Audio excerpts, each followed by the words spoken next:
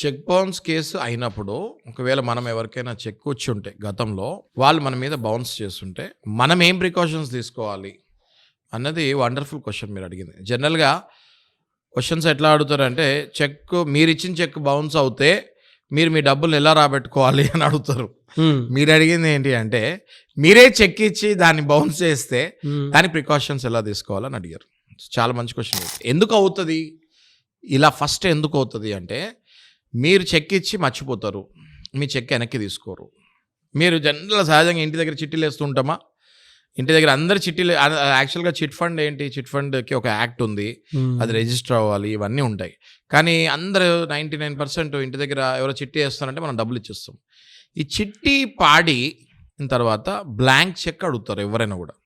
అంటే for example ఉదాహరణకి ఒక 10 లక్షల చిట్ మీరు పాడితే మీకు 6.5 లక్షలు 7 లక్షలు ఇస్తారు.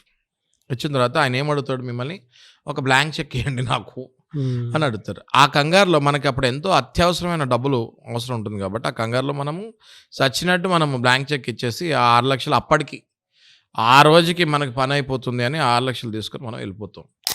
ఆ బ్లాంక్ చెక్కే మీ కొంపలు ముంచుతుంది.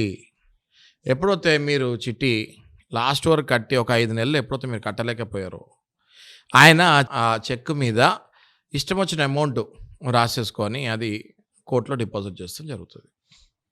అది ఫస్ట్ ప్రైమా ఫేసి ఏమవుతుంది నాగరాజు గారు, కోర్టులో ట్రయల్ స్టార్ట్ కాకముందు ఏమవుద్ది, ఫస్ట్ చెక్ బౌన్స్ కేసు వేయగానే మీకు సమన్స్ వస్తాయి.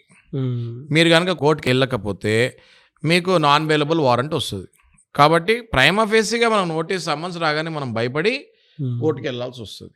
భయపడి కోర్టుకి వెళ్ళే క్రమంలోనే మనము అవతల ఆయనకి ఫోన్ చేసి నా మీద కేసు తీసేయండి సార్, నాకు భయం వేస్తుంది, మీకు చెప్పండి మీకు ఎంత కావాలో అని చెప్పి కాంప్రమైజ్ అయ్యి ఆయన 2 లక్షల దగ్గర 5 లక్షలు అడిగినా కూడా మనము ఇవ్వాల్సి వస్తుంది.